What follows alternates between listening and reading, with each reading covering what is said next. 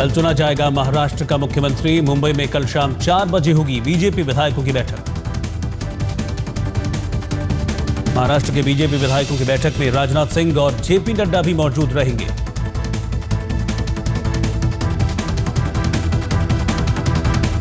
महाराष्ट्र की नई सरकार के शपथ ग्रहण की तारीख अभी तय नहीं। सूत्रों के मुताबिक 31 अक्टूबर को हो सकता है शपथ ग्रहण समारोह।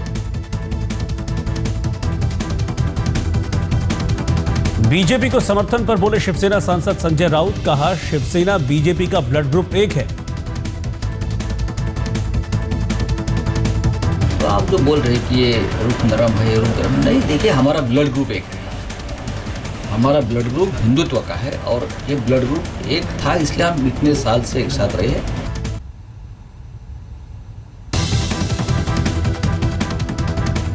दिल्ली में केंद्रीय मंत्री धर्मेंद्र प्रधान से मिले शिवसेना नेता। महाराष्ट्र पर बातचीत की अटकलें।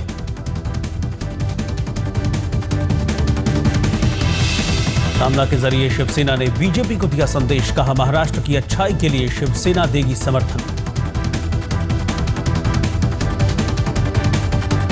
सीएम पर भी शिवसेना के रुख में नरमी। कहा, मोदी अमित शाह तय करेंगे कौन होगा महाराष्ट्र का मुख्यमंत्री।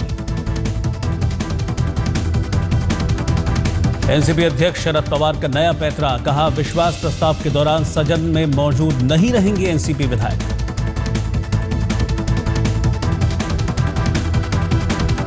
शरद पवार ने कहा, एनसीपी चाहती है महाराष्ट्र में स्थिर सरकार, लेकिन विपक्ष की तरह निभाएगी भूमिका।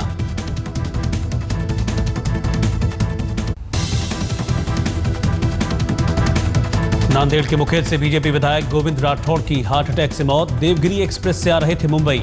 राठौड़ की मौत से विधानसभा में बीजेपी विधायकों की संख्या 121 हुई। मुंबई में शिवसेना नेता अरविंद भोसले के घर लगा जूतों का अंबार। 100 से ज्यादा जोड़ी जूते उपहार में मिले।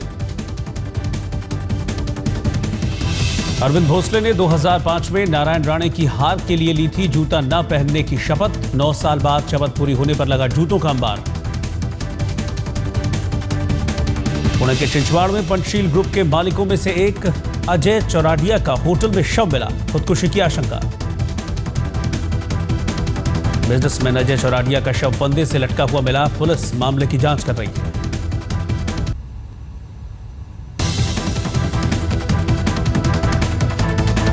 काले धन पर केंद्र का सुप्रीम कोर्ट में हलफनामा। डाबर ग्रुप के चेयरमैन प्रदीप बर्मन, गोवा के खनन कारोबारी राधा टिम्बलू और राजकोट के कारोबारी पंकज चमनलाल लोढ़िया के नामों का खुलासा। 6 सेशन से लगातार ऊंचाइयां चढ़ रहा सेंसेक्स लुढ़का। 98 अंक गिरकर 26,752 पर बंद।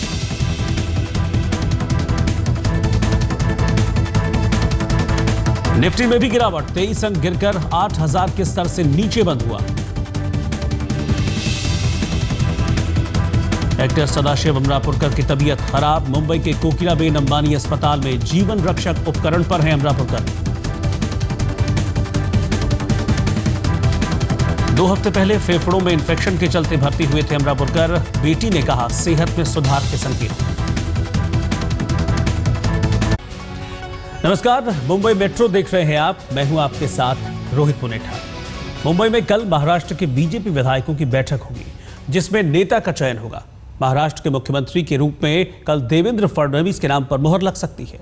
इस मौके पर राजनाथ सिंह और जेपी नड्डा बतौर पर्यवेक्षक मौजूद रहेंगे।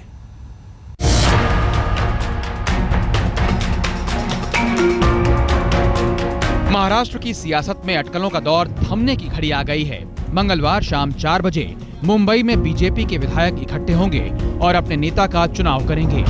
सारी प्रक्रिया बीजेपी के पूर्व अध्यक्ष गृह मंत्री राजनाथ सिंह और पार्टी के महाराष्ट्र के प्रभारी जेपी नड्डा की निगरानी में होगी, जो बैठक में बतौर पर्यवेक्षक मौजूद रहेंगे। फिलहाल अटकलें यही हैं कि देवेंद्र फडणवीस महाराष्ट्र के अगले सीएम चुन लिए जाएंगे। नरम पड़ा शिवसेना का रुख। बीजेपी को समर्थन की होड़। महाराष्ट्र में सरकार गठन की घड़ी करीब आते ही बीजेपी को समर्थन देने की होड़ शुरू हो गई है। बिना शर्त समर्थन की घोषणा से एक कदम आगे बढ़ते हुए एनसीपी प्रमुख शरद पवार ने कहा है कि उनके विधायक विधानसभा से गैर हाजिर रहकर भी बीजेपी सरकार बनवा सकते हैं। पीएम मोदी की चाय पार्टी का असर कहें या फिर एनसीपी के पैंतरे का, शिवसेना के तेवर भी नरम पड़ गए हैं। चुनाव के दौरान बीजेपी को अफजल खान की फौज कहने वाली शिवसेना अब अपना और बीजेपी के डीएनए का मिलान कर रही है। हम उनके पुराने मित्र है, वो भी है। तो आप जो बोल रहे कि ये रुख नरम है, ये रुख गरम, नहीं, देखिए हमारा ब्लड ग्रुप एक है। हमारा ब्लड ग्रुप हिंदुत्व का है और ये ब्लड ग्रुप एक था, इसलिए हम इतने साल से एक साथ रहे हैं। साफ है कि चुनावी नतीजे आने के बाद 8 दिनों में महाराष्ट्र की सियासी तस्वीर काफी बदल चुकी है और शिवसेना को पता है कि बदले माहौल में वो ज्यादा सौदेबाजी की हालत में नहीं है। महाराष्ट्र की सियासी स्थिति पर दिल्ली में शिवसेना नेताओं की केंद्रीय मंत्री धर्मेंद्र प्रधान से मुलाकात को इसी नजरिए से देखा जा रहा है। कल शाम तक पूरी तौर पर हम विधायक दल का नेता का चयन कर लेंगे और मैं आपको स्पष्ट तौर से ये कहना चाहूंगा कि सरकार बीजेपी के नेतृत्व में बनेगी। जाहिर है चंद घंटों में महाराष्ट्र की तस्वीर अब साफ हो जाएगी, लेकिन शपथ ग्रहण को लेकर स्थिति साफ नहीं है। कहा जा रहा है कि 30 अक्टूबर को पीएम नरेंद्र मोदी की व्यस्तता की वजह से अब 31 अक्टूबर को शपथ ग्रहण होगा। कमलेश सुतार के साथ साहिल जोशी, मुंबई, आज तक। पिता की मौत के बाद देवेंद्र फडणवीस ने सियासत में आने का फैसला किया। तब इरादा था उनकी विरासत को संभालने का।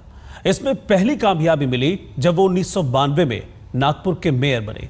लेकिन यहां से सियासी कामयाबियों का सिलसिला जो शुरू हुआ, जो राजनीति में नई महत्वाकांक्षाओं को जन्म दे गया।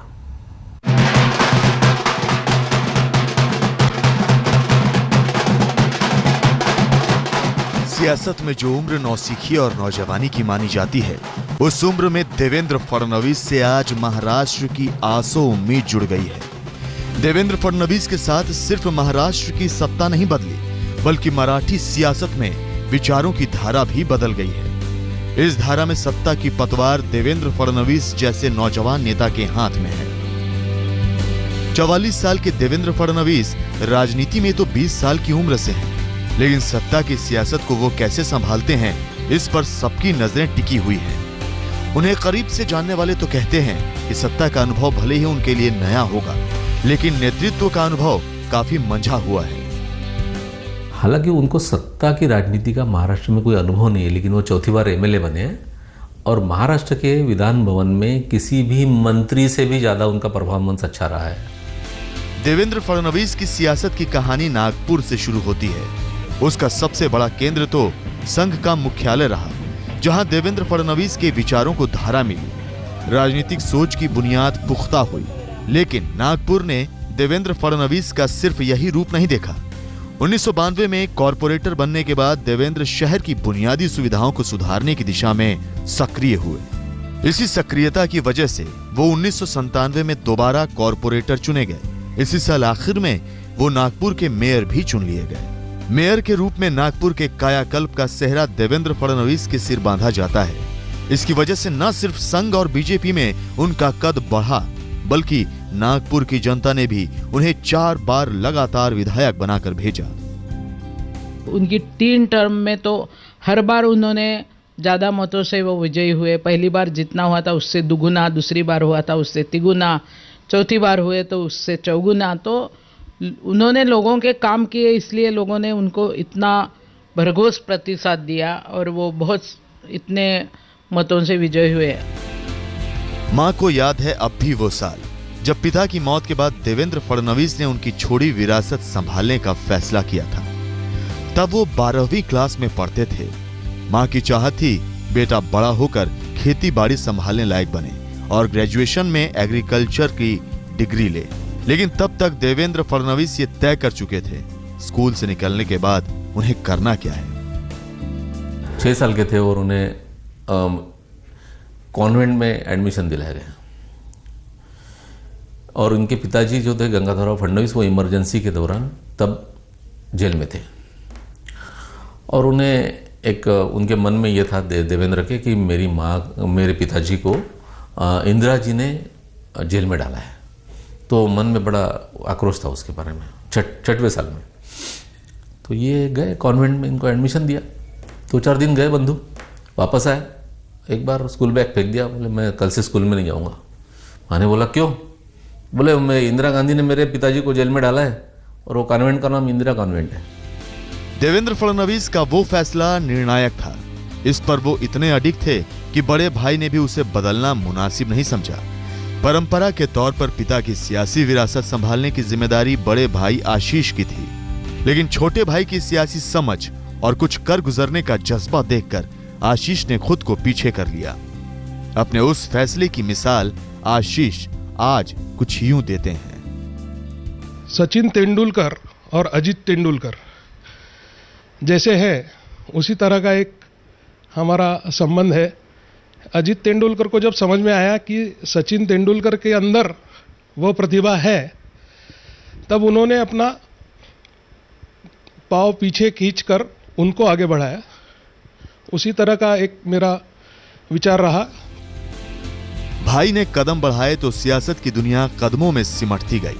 पहले कॉलेज, फिर बीजेपी का युवा मंच। दोस्त कहते हैं ये सारी कामयाबियां देवेंद्र की नेतृत्व क्षमता की वजह से मिली हैं। हम लोग कश्मीर गए थे, बहुत ही कम उम्र थी, मतलब 11वीं के इसमें। उस समय लिटरली देवेंद्र जी ने लगभग 200-250 लोगों का नेतृत्व किया। और वो ऐसा नहीं, हर सबका हर जगह खाना, हर जगह उसकी रहने की अरेंजमेंट, वो टेंट में हम रुके, वहाँ से उधर लाल चौक के लिए जाने के लिए उधमपुर तक गए, वहाँ पकड़े जाना। और गजब, यानी उस समय मेरे को जिंदगी में फर्स्ट टाइम लगा कि आदमी अलग है हम लोगों से। उस देवेंद्र फडणवीस को महाराष्ट्र जैसे राज्य की कमान मिली है तो इसकी कसौटी पर सियासी काबिलियत के साथ नेतृत्व की क्षमता भी परखी जाएगी। मुंबई में मुनीश पांडे के साथ कौशल पांडे, नागपुर, आज तक। 44 साल के देवेंद्र फडणवीस को मुख्यमंत्री बनाने पर बीजेपी में आम राय है, बस एक औपचारिक मोहर लगना बाकी है। देवेंद्र फडणवीस बीजेपी से 4 बार विधायक रह चुके हैं। सियासी तौर पर यही उनका अनुभव है। प्रशासनिक काम उन्होंने सिर्फ नागपुर का मेयर रहते किया है, मगर उन्हें करीब से जानने वाले उनकी नेतृत्व क्षमता की दाद देते हैं।